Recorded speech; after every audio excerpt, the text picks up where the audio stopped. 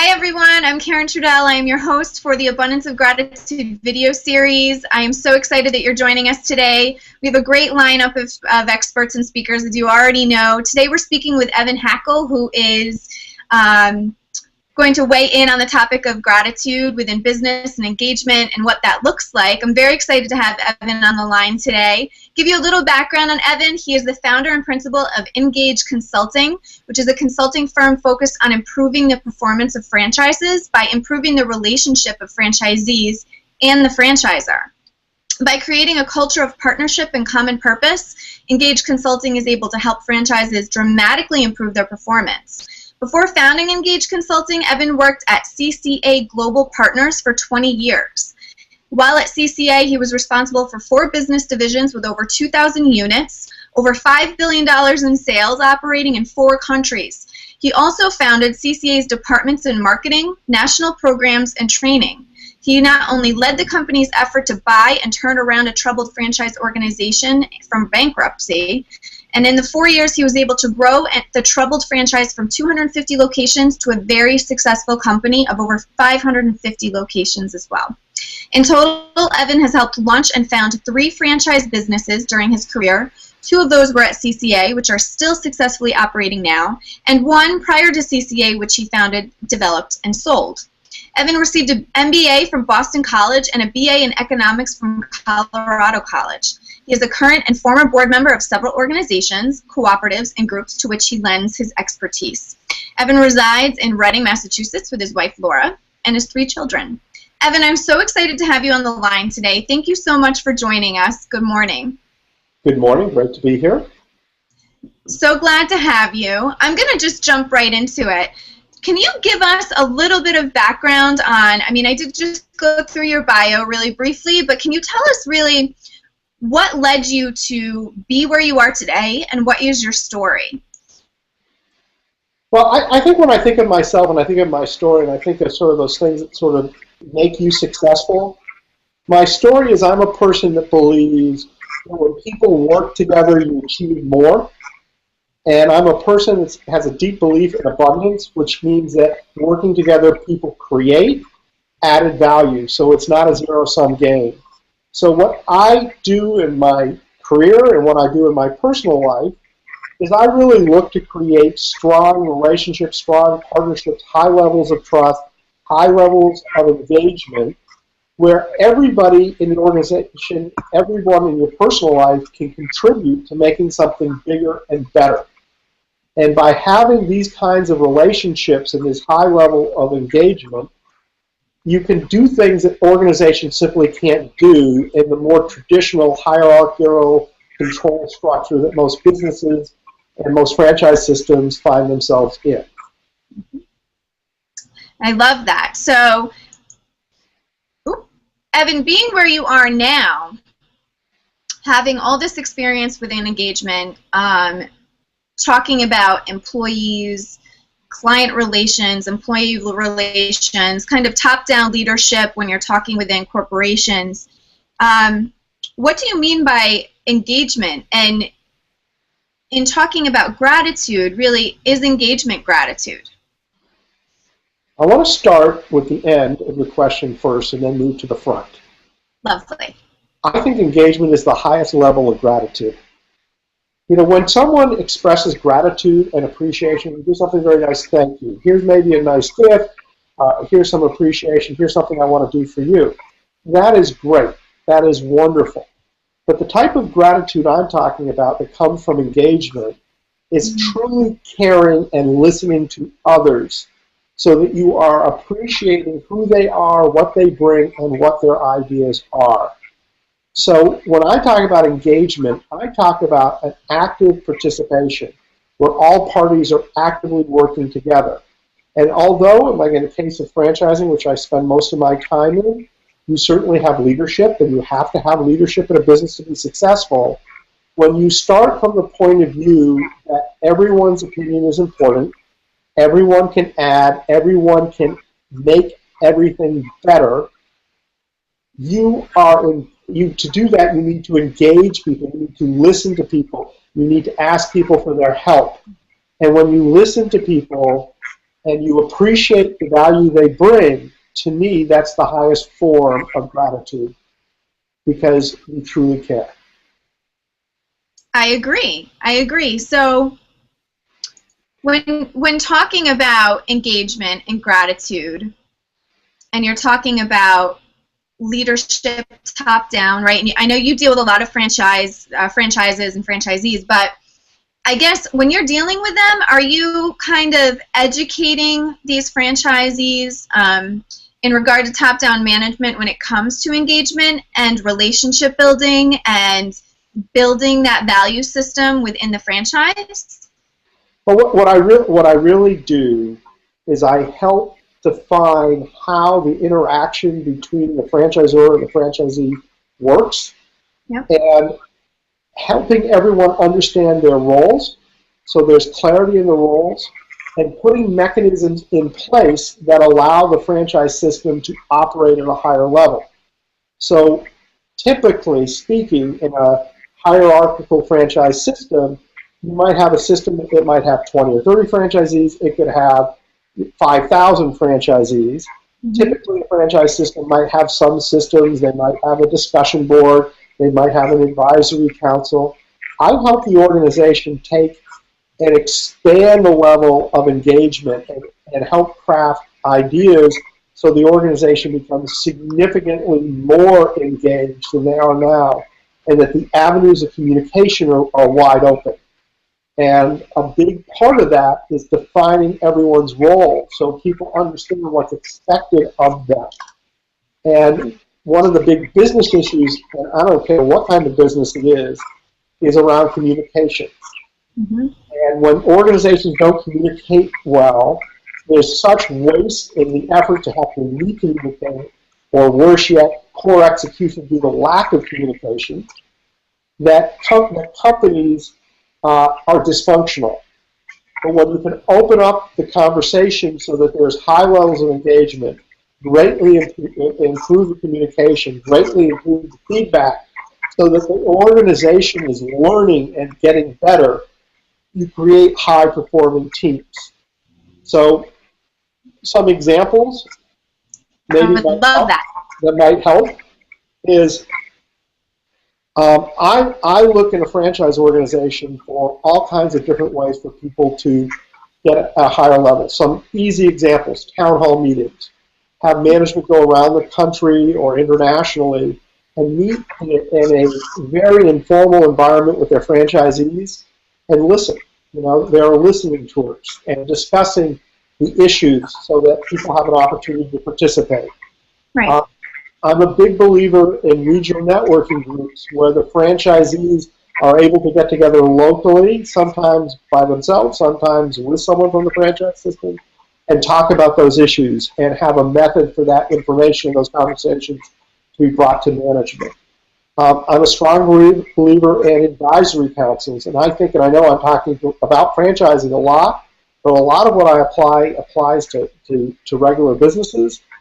Having listening tours certainly works in large organizations, etc. But having advisory councils in a franchise system is important, and it's not just having them, it's how you have them. So typically speaking, in franchising, and I'll share with you real life from my point of view, the first franchise system that I got involved with that decided to have an advisory council, it was sort of like, okay, we now have to do this. It's like, okay, we're now at a certain size. Everyone's expecting us to have an advisory council, so we're going to have one. So there was a little pressure. And from management's perspective, the advisory council was, okay, a necessary evil, and that this is a method for us to present ideas to people and to be quite frankly, to test them out. They were almost like a focus group to see if people like the ideas and, more importantly, how much people would pay for the ideas. So what would happen is that these councils would be something we were selling. So we'd bring the council members together, we would present to them, we would in essence sell them on this idea, and then we would see how much they would pay. It was all sort of top-down, all push communication. Well, when you transition that to a different way, where instead of you presenting ideas, you discuss what are those important ideas from the beginning, so that people are able to say, okay, here's a problem we have. We all know, let's say just take it for example, social media. How do we maximize social media? In the old format, we would come to them and say, hey, here are 3 ideas of how we can maximize social media. Here's a program. This one's going to cost $49 a month for everyone. But this is what it can do. What do you guys think? Should we do it, not do it? Mm-hmm. Instead of doing that, you go to people and say, look, we need to have a strong presence on social media. We all know that there are issues. Here are some of that we see. What issues do you see? Have everyone discuss the issues, and then break people up into groups and say, okay, what are the possible solutions for these problems? And maybe we'd share with them 5 or 6 or 8 ideas that we found as management, as well as ideas they have, but collaborate and then take those ideas and then work on them and then bring them back. And maybe even in that time, some of the council members are helping us even with more of those details, so that when you come back, you have an idea that was built from the entire group. And I can tell you, because I've done this so many times, you always end up with a better idea. You always end up with better implementation because more thought has been put into it. And the council acts differently because they're actually being listened to. So in a franchise system, I like having that central council, but then I also say, okay, let's have a council that deals specifically with marketing. Let's have a council specifically with training. Let's have a council that deals with our big conventions. Let's have a council that deals with communication. And in my case, I always love having an innovation council, people that are willing to innovate and to do things, so that you get more and more people actively participating in the organization. You get more of that input. If you're not a franchise, though, and I know a lot of people on here aren't franchises, you can do this within your own companies. You can go out and create a council of your customers, and I'm a strong advocate of customer councils. In fact, in my business right now, I'm obviously not a franchise. I'm a consulting firm, and we have an online training company called Portal. We have advisory councils, and we meet with our customers, not all of them, a select group of customers, some big, some small, people who certainly respect their opinion, to get their advice. And that helps us build these deep relationships and makes our business better. And you can also, and we certainly, in my franchise experience when I was running fairly large franchise systems, we would have listening tours of our employees, where management would take out a group of 6 or 7 employees to lunch and just say, hey guys, what are your ideas? What are the things that you see? And then when we worked on our planning for the year, we would bring our employees into the process as well as our franchisees into the process, so that everyone can contribute. And this creates an energy around the business that's so positive, and the ideas are so much better that you effectuate much faster growth, much less angst, much less people fighting and arguing, because people are aligned. Make sense?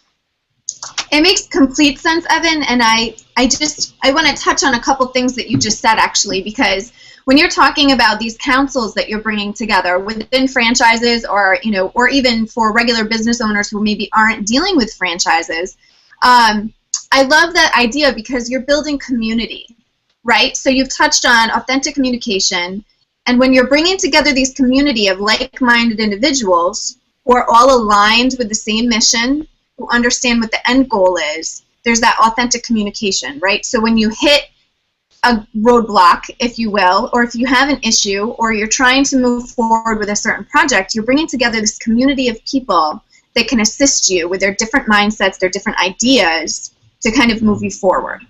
And I think that's a lot of what we're talking about within this Abundance of Gratitude series is community, right? It's authentic communication, it's building relationships authentically, and you're talking about going out and not just surveying your clients, but really having those authentic communications with them to find out what they want, how you can better serve them, and it's treating them as a human being, not just as a sales number.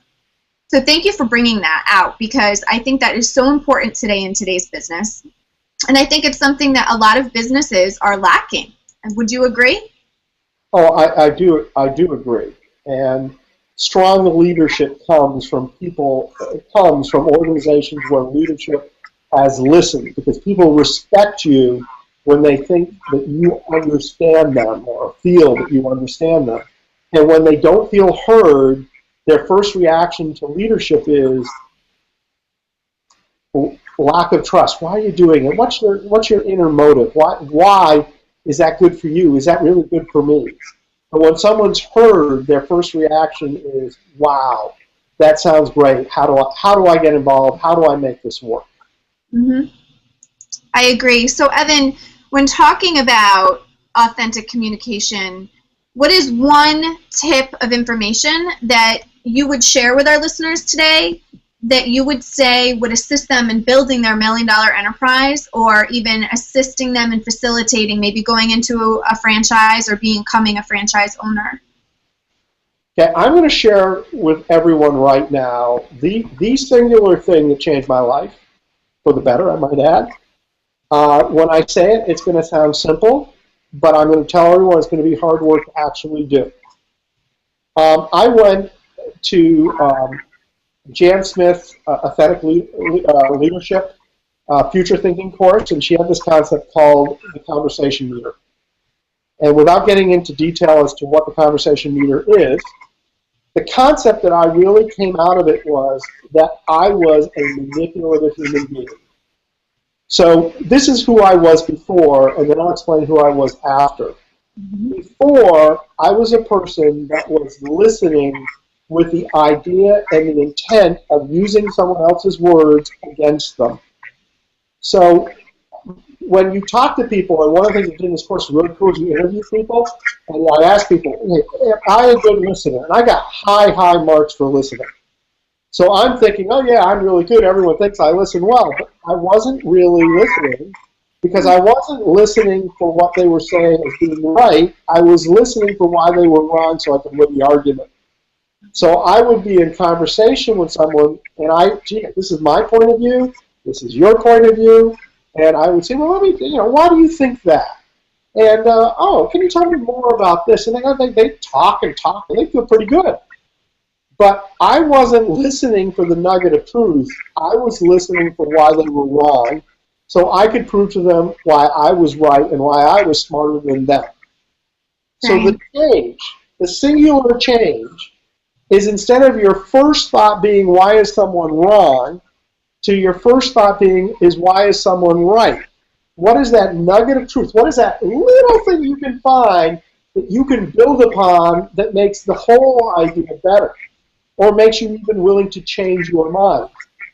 And that's why I'm saying it's easier said than done, but when you do it, it is hugely impactful. So why is it so hard to do? We're all taught as kids to question and be afraid. Stranger danger, right? Mm-hmm. And what is it in someone else's point of view? What are they getting from it? And not to trust and to question. And you as a parent teach your kids that they need to look after number one. Yes, they want to be helpful and good people, but you also understand there are other motives. Why is that person offering you candy to go into their car? Right. That type of thing. And it's sort of societal that we're sort of taught not to trust. Very true. Okay? And getting back to that first thing of, I am a believer of abundance, mm-hmm. and I believe that when people work together, you can accomplish more. But if you don't believe in abundance and you see that pie is just one pie and everyone's getting a piece, and if you fight harder, you can get a little bigger piece, then your attitude of how you think is very different. So to make this change where your first thought is, how are they right, the way in which you have to do it is you have to start thinking about your important conversations and asking yourself and evaluating afterwards, did I really look for what they said was right?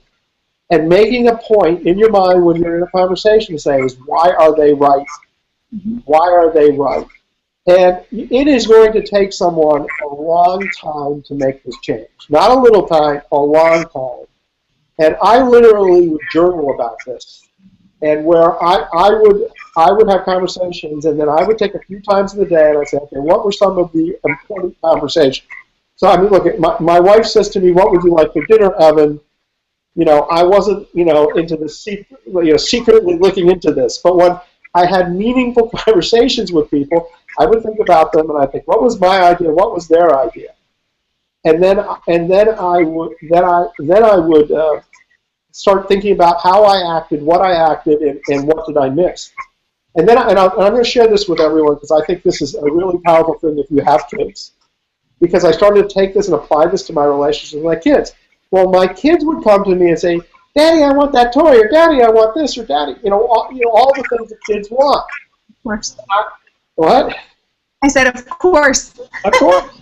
So I made a standard. I said to my kids, and I literally do this, is I said, why is it that I would not be in favor of that? Can you explain it to me? And I said, I'm not willing to agree with you until you prove to me that you understand my point of view. And I said, and I'm going to commit to you the same. I'm not going to say no to you until I understand your point of view. And I was doing this to build the habit for them to try to understand the other person's point of view and look to why they could be right. So we would literally switch arguments where my kids would say they want this. I would say, well, I'm not so sure. And I would pretend I was a kid asking them. They would pretend that they were me saying no. And it was amazing the results that we came out. And a lot of times they convinced me. And a lot of times they'd say, you know what, Dad, you're right. And I go, what do you mean I'm right? I haven't even said no yet. And they go, well, I thought about it from where you're coming from, and I could see why that really makes no sense. So it really is a really great habit to build with kids, and it's also a great habit for you to have, is to understand the other side. And when you can understand the other side that well, then you can see their point of view, and then you can get ideas that make your ideas bigger and better.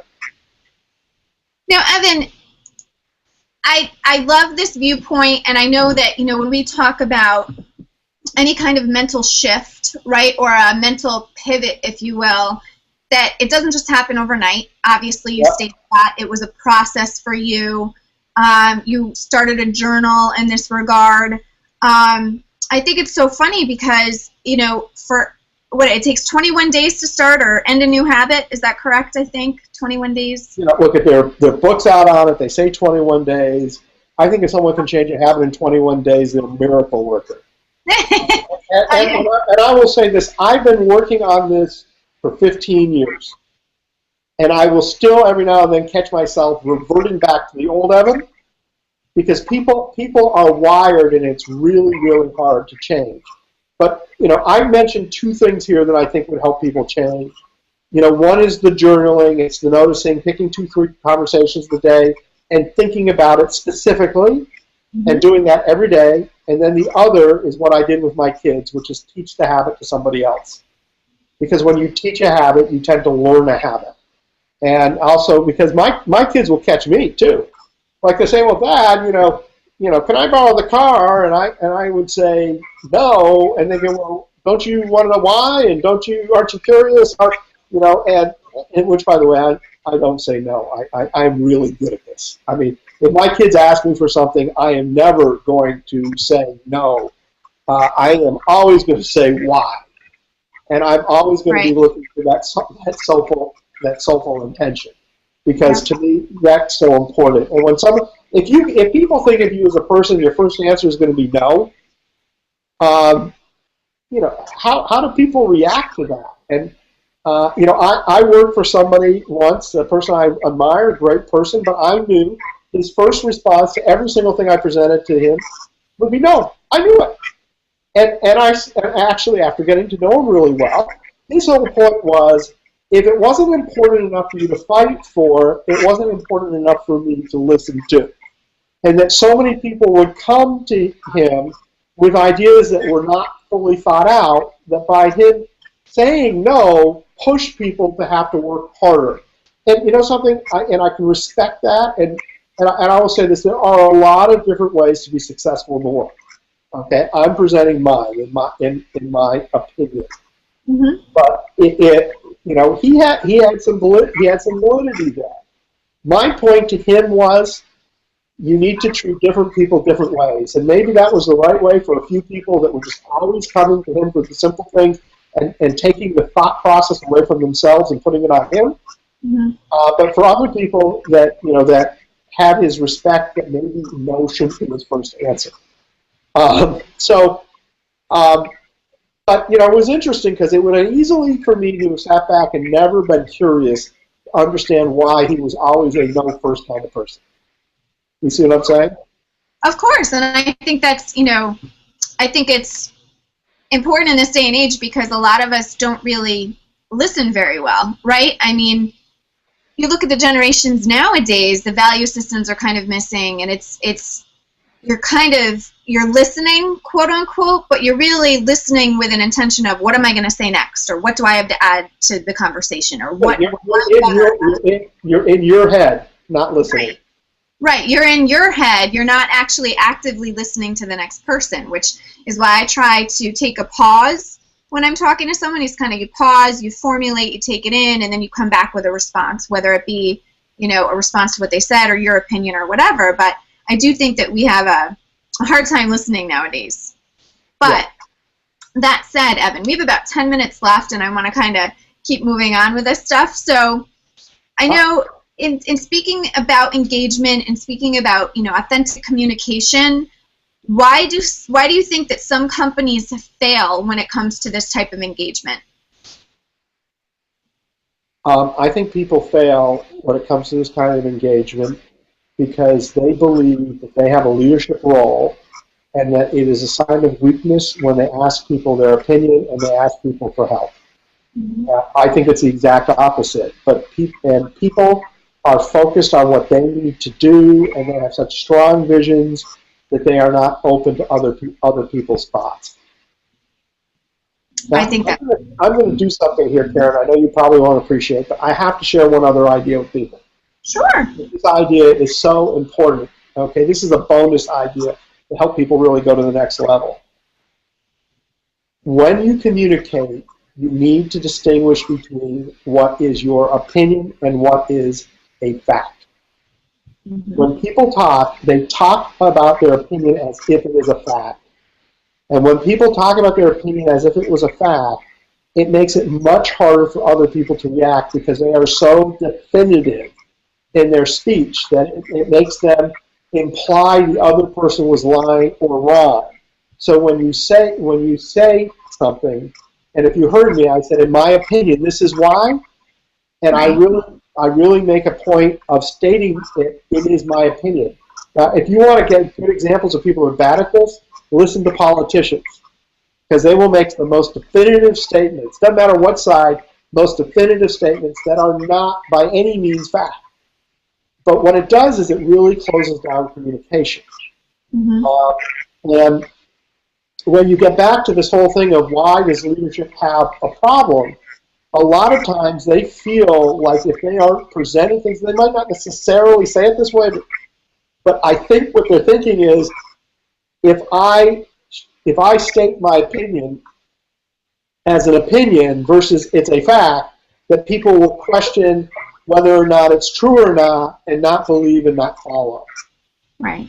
Okay, so I think, to sum up your question here, is that leaders are afraid that other people will question their confidence if they're asking for help, and that leaders like to be dynamic and show that sense of confidence, and that opening up turns that down. But in my opinion, what people want are leaders that listen, leaders that are open, because those leaders best understand and best make decisions, and that when they make decisions, people follow them into anything. I believe that's true, and I also think that people, whether it be clients or employees, also like transparency. I do believe that in larger corporations, you've got this hierarchical system, and I understand the value of that, but I also think that, especially being on the other end as being an employee, everybody has had a job at one point in their life, that when you work for someone else, you want to feel like you're almost on a level playing field. You want to feel that you can go to your boss with questions, and you want to feel like, if not everybody knows everything, right? So everyone is lacking information or knowledge. So you want to feel like if your boss has a question or is lacking expertise where maybe you make up in that area, that they would feel comfortable and transparent enough to come to you and say, hey, I don't know this. What do you think? Yeah. Right? And isn't that true gratitude, Karen? It is true gratitude. When someone values your opinion? Exactly. Exactly. I do believe that.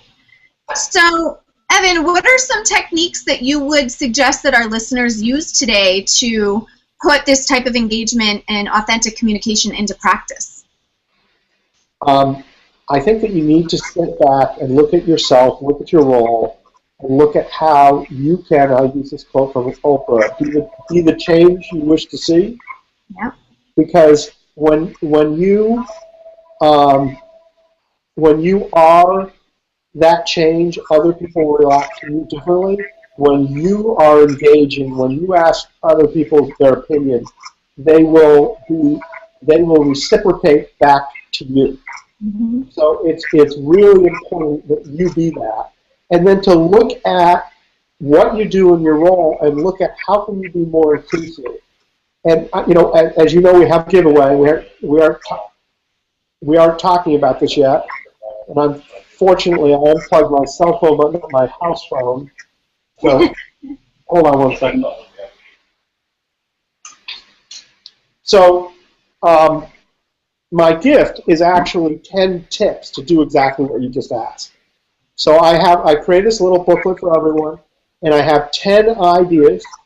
I'm sure that there are some of them people will have done, and I'm sure there'll be 2 or 3 of them people go, aha, boy, that makes a ton of sense. So I've got 10 clear, simple tips that people can use into their life, in their business life, into their personal life, that can help them be more engaging, help them be a more authentic communicator. I love that. And Evan, in talking, that's actually where we were going to go next, in talking about your free gift to our listeners, these 10 steps to create engagement and authentic communication within their life and their business, can you tell us where they can find that? Like, is it on your website, or do you have a specific URL? Yes. I have a website. It's engageconsulting.net, and if they do engageconsulting.net/gratitude, they will come to the page where they can get this free gift. They will not be able to navigate to find it. So when you go on the site, you're literally going to have to hit /gratitude to get to it, because it's only for people on this call. Lovely, and I will make sure that everyone on this call has that information, so I'm sure everyone got that in their link today, so make sure you refer back to your email if you have any questions or didn't write it down as he said it, but it's engageconsulting.net/gratitude, and I do suggest that everyone takes advantage of this, because I think Evan has taken the time and his expertise and put these tips together for you, and I think that this could resonate with any business owner, whether you're in franchise or not, to kind of start that communication with your clients, with your employees, with your tribe, whoever it may be, and also to create engagement within your business as well. Evan, I want to thank you so much for spending today with us and giving our listeners this great information in regard to engagement, which also boils down to abundance and gratitude within their business. I thank you for that. I thank you for giving them this wonderful free gift. And I just, I'm so grateful for you to taking the time out of your very busy day and spending time with us. So thank you so much for being a part of our summit. Well, you're very welcome, and I truly and I honestly hope that people do get something out of this conversation and out of the free gift, because to me personally, that's what I'm about. I want the world to be a better place. I want people to be happier and feel more successful. Great. And one more thing before we kind of break here, Evan, where can our listeners find more about you and your services? Well, the best way to find out about me is to go to engageconsulting.net, which is right there, right on your screen. Engage is spelled with an I for involvement, and we have a complete level of services. We do work primarily in the franchise space, but we also work with dealer networks. So if you're a manufacturer with a large amount of dealers, I also do a lot of work in the cooperative space. And anything to do with communication at all are areas of our expertise. We have another company, if you go to Engage, you'll be able to find it's a training company called Portal.net, where we do create online training and other forms of training for companies all over the world. Lovely. That's great. Thank you. And I truly, like I said before, I truly hope that all of our listeners today go and check out Evan's website, his information. Make sure you sign up for that free gift to start engagement and authentic communication within your business today. It's never too late to start somewhere. You have to start with step one, right? So, Evan, thank you again. I'm grateful for you for spending time with us. To our listeners, thank you so much for spending another half an hour with us today within our Abundance of Gratitude Video Summit. And we will see you tomorrow. Evan, thank you. You're welcome. Thank everyone. Bye now. Bye.